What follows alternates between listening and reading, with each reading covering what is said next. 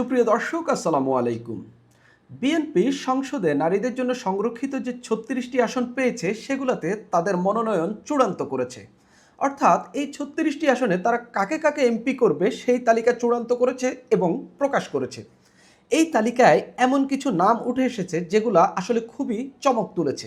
কাদের নাম খুব বেশি চমক তুলেছে আমি সেটা নিয়ে কথা বলবো।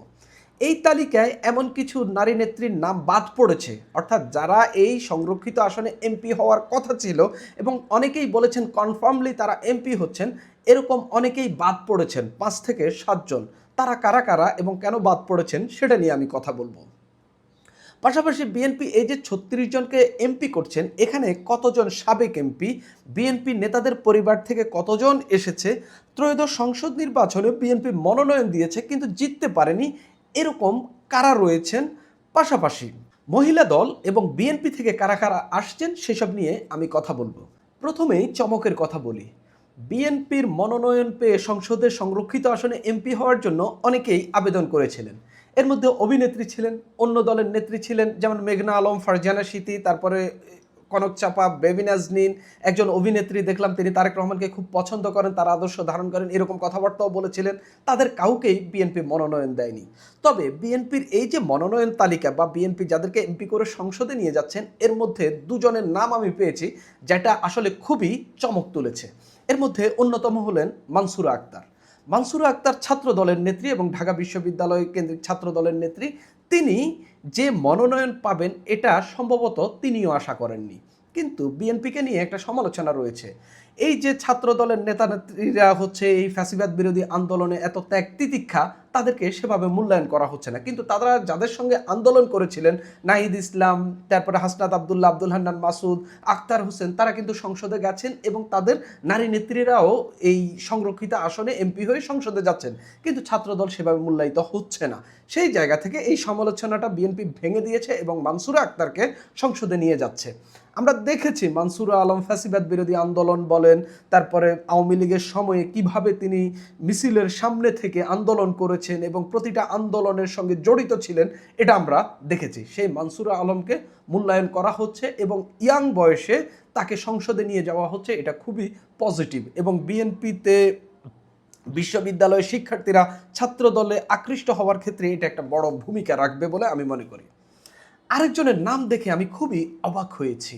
সেটা হলো, তিনি রাজনীতিবিদ নন কিংবা বিএনপির রাজনীতির সঙ্গে কখনো জড়িত ছিলেন না। তিনি একজন ব্যবসায়ী এবং কর্পোরেট চাকরিজীবী।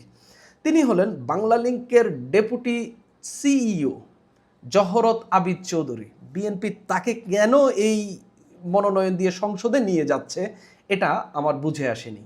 কি এমন কানেকশন বা বিএনপি আসলে কি হাসিল করতে চাচ্ছে, কার রিকোয়েস্টে বা কি কারণে, আমি সামনের দিনগুলোতে বিএনপি অবশ্যই এটা ক্লিয়ার করবে বা কোনো না কোনোভাবে জানা যাবে। তবে আপাতত আমি এই নামটি দেখে খুবই অবাক হয়েছি এবং এটা আসলে খুবই চমক তোলার মতো একটা ঘটনা ঘটেছে। এরকম একজন ব্যক্তি যিনি কোনোই আলোচনায় ছিলেন না, একজন ব্যবসায়ী, একজন চাকরিজীবী, তাকে হঠাৎ করে বিএনপি মনোনয়ন দিল বা এমপি করে সংসদে নিয়ে যাচ্ছে। এবার দেখি কারা কারা বাদ পড়েছেন সেই তালিকাটি দেখি। বাদ পড়াদের তালিকাও একেবারে ছোটোখাটো না, এর মধ্যে অন্তত ৬ জন রয়েছেন যারা একেবারে কনফার্মলি এই সংসদে যাওয়ার কথা ছিল এবং বিএনপির মনোনয়ন পাওয়ার কথা ছিল। এর মধ্যে অন্যতম হলেন মহিলা দলের সভাপতি আফরোজা আব্বাস। আফরোজা আব্বাসের স্বামী মির্জা আব্বাস, তিনি এমপি হয়েছেন, তবে অসুস্থ থাকার কারণে বিদেশে চিকিৎসাধীন আছেন। এখন পর্যন্ত কোনো সংসদের অধিবেশনে যোগ দিতে পারেননি মির্জা আব্বাস। এই সময়ের মধ্যে আফরোজা আব্বাসকে সংসদে নিয়ে যাওয়া হবে এরকমটাই আলোচনা ছিল এবং মহিলা দলের সভাপতি হিসেবে এবং ফ্যাসিবাদ বিরোধী আন্দোলনের তিনি ব্যাপক ভূমিকা রয়েছে। পাশাপাশি ওই সময়তে বিএনপির যে নারী নেত্রীরা সম্মুখ ভাগে ছিলেন তার মধ্যে অন্যতম ছিলেন এই আফরোজা আব্বাস, কিন্তু আফরোজা আব্বাসকে মনোনয়ন দেওয়া হয়নি। বিএনপি পরিবারের বা নেতার পরিবারের বা নেতার স্ত্রী হলেও তার নিজের যে দলের জন্য ভূমিকা, সেই ক্ষেত্রেও তিনি এই পদটি ডিজার্ভ করেন বা এই সংরক্ষিত পদ থেকে সংসদে যাওয়াটা ডিজার্ভ করেন, কিন্তু তাকে মনোনয়ন দেওয়া হয়নি। দ্বিতীয়ত সৈয়দা আসিফা আশরাফি পাপিয়া, তার স্বামী হারুনুর রশিদ, তিনি যদি সংসদে এমপি হতেন বা নির্বাচিত হতেন, আমি আসলে তার নামটি রাখতাম না। আমি মনে করি না যে এমপির স্ত্রী সংসদে যাওয়া উচিত, কিন্তু যেহেতু তার স্বামী নির্বাচনে জয়লাভ করেননি এবং সৈয়দা আসিফা আশরাফি পাপিয়া তিনি একসময় ছাত্র দলের রাজনীতির সঙ্গে যুক্ত ছিলেন, মহিলা দলের আহ্বায়ক ছিলেন, বড় বড় সাংগঠনিক দায়িত্ব পালন করেছিলেন এবং বিএনপির মনোনয়নে তিনি হচ্ছে সংরক্ষিত নারী আসন থেকে এমপিও হয়েছিলেন। এবং সংসদে তিনি কী টাইপের কথাবার্তা বলেন এবং কী পরিমাণ আর্গুমেন্ট তৈরি করতে পারেন, বিরোধীদেরকে কিভাবে আক্রমণ করে কথা বলতে পারেন, তার সবই আমরা জানি। এবং বিএনপির এই সংসদীয় প্যানেলে বা হচ্ছে বিএনপির এমপিদের মধ্যে তার থাকা খুবই জরুরি ছিল, বিশেষ করে কথা বলার জন্য একজন নারী নেত্রী হিসাবে বিরোধীদের সঙ্গে বিতর্ক কিংবা আর্গুমেন্ট তৈরি করার ক্ষেত্রে তিনি খুব ভালো ভূমিকা পালন করতে পারতেন। কিন্তু তার বিরুদ্ধে বেশ কিছু অভিযোগ ভেসে বেড়ায় এবং আওয়ামী লীগের একজন নেতা, তাদের মেয়ের স্বামী, এই সব বিতর্ক কিন্তু তাদেরকে ঘিরে রয়েছে। সেই জায়গা থেকে হয়তোবা তাকে বাদ দেওয়া হতে পারে কিংবা হচ্ছে পুরনোদেরকে বিএনপি সেইভাবে এখন আগে যারা এমপি হয়েছেন সংরক্ষিত আসনগুলোতে সেভাবে এবার কিন্তু তাদেরকে মূল্যায়ন করা হচ্ছে না, সেই জায়গাতেও হতে পারে। 3 নম্বর যেটা, সামিরা আজিম দোলা। আমি খুব ভেবেছিলাম এই নারী সংসদে যাবেন। তিনি কুমিল্লার 9 আসন থেকে বিদ্রোহী প্রার্থী হয়েছিলেন এবং দলের রিকোয়েস্টে বর্তমান মন্ত্রী, দুটা মন্ত্রণালয়ের মন্ত্রী আমিনুর রশিদ, তার রিকোয়েস্টে তিনি এই নির্বাচন থেকে সরে দাঁড়িয়েছিলেন এবং দলীয় প্রার্থীর পক্ষে কাজ করেছিলেন। যতদিন তিনি নির্বাচন থেকে সরে দাঁড়াননি, এর আগে তিনি মাঠে অ্যাক্টিভলি ছিলেন এবং দলের প্রার্থীর নেতাকর্মীদের সঙ্গে তার নেতাকর্মীদের সংঘর্ষ হয়েছে। তিনি যদি থাকতেন ওই আসনটি বিএনপি পাইতো না, এটা কনফার্ম। হয় সামিরা আজিম দোলা জিততেন, না হচ্ছে এখানে তাদের বিরোধী দলের যারা ছিল তারা জিততেন, তিনি জিততেন। কিন্তু সামিরা আজিম দোলা দলের রিকোয়েস্টে তিনি নির্বাচন থেকে সরে দাঁড়ালেন। তখন আমি ভেবেছিলাম একটা নেগোসিয়েশন হয়েছে, তাকে সংরক্ষিত আসনে এমপি করে সংসদে নিয়ে যাওয়া হবে। কিন্তু আমি দেখতে পেলাম তিনি আসলে এই সংরক্ষিত নারী এমপি হিসাবে মনোনয়ন পাননি এবং তিনি সংসদে যাচ্ছেন না। এটা কি তার সঙ্গে বেইমানি হয়েছে নাকি আসলে তিনি নিজেও আসতে চাচ্ছেন না, সেই বিষয়ে আমি ক্লিয়ারলি এখনও বলতে পারছি না। তবে তাকে মনোনয়ন দেওয়া হয়নি। নাদিরা আক্তার মিঠু মাদারীপুর 1 আসন থেকে নির্বাচন করেছিলেন, হেরেছিলেন। সেখানে দলের বিদ্রোহী ছিলেন কামাল জামাল মোল্লা। বিএনপি আসলে এখানে নাদিরা আক্তার মিঠুকে কেন পরবর্তীতে মনোনয়ন দিল, কামাল জামাল মোল্লাকে কেন সরিয়ে দিল, এটা বিএনপি ভালো বলতে পারে। একটা বিতর্ক ওঠার পর তারা তাদের যাকে মনোনয়ন প্রথমে দিয়েছিল তাকে সরিয়ে দেওয়া হলো। আপনি অন্য যে 3 জন নারী প্রার্থী হেরেছে নির্বাচনে, তাদের সবাইকে আপনি সংসদে নিয়ে যাচ্ছেন, শুধু নাদিরা আক্তারকে নিচ্ছেন না। এটা আসলে কেন বিএনপি করছে, এটা আসলে বিএনপি ভালো বলতে পারে। আরেকজন হলেন হাসনা মওদুদ। নোয়াখালী 5 আসন থেকে তিনি স্বতন্ত্র প্রার্থী ছিলেন এবং তিনি নির্বাচন করবেন এই বিষয়ে মোটামুটি অ্যাডামেন্ট ছিলেন।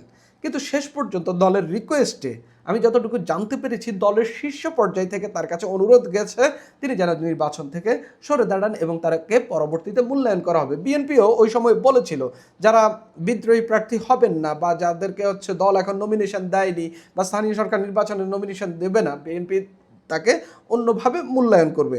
হাসনা মওদুদ ব্যারিস্টার মওদুদ আহমেদের স্ত্রী এবং তার রাজনৈতিক প্রজ্ঞা রয়েছে এবং তিনি সংসদে যাবেন এরকমটাই অনেকেই ধরে ফেলেছিলেন, কিন্তু শেষ পর্যন্ত তাকে সংসদে নেওয়া হচ্ছে না। 6 নম্বর যিনি আছেন সামিরা তাজরিন, তিনি মনোনয়ন চেয়েছিলেন, দল থেকে মনোনয়ন পাননি এবং তিনি ভেবেছিলেন যে হচ্ছে দলের এখন মনোনয়ন না নিলে পরবর্তীতে হয়তো আমাকে নারী কোটায় হচ্ছে সংসদে নেওয়া হবে, কিন্তু তাকেও নেওয়া হচ্ছে না। তিনি মহিলা দলের সহসাধারণ সম্পাদক, খুবই ভালো পদে রয়েছেন, কিন্তু তাকে মনোনয়ন দেওয়া হয়নি। এই 6 জনের কথা আমি ক্লিয়ারলি বলতে পারি যে যারা আসলে সংসদে যেতে পারতেন এবং যাওয়ার কথা ছিল, আলোচনায় ছিলেন খুব ভালোভাবে এবং কনফার্মও করেছেন অনেকে যে এরা যাবেন সংসদে, কিন্তু এদের কেউই মনোনয়ন পাননি। এটা নিয়ে সমালোচনা রয়েছে।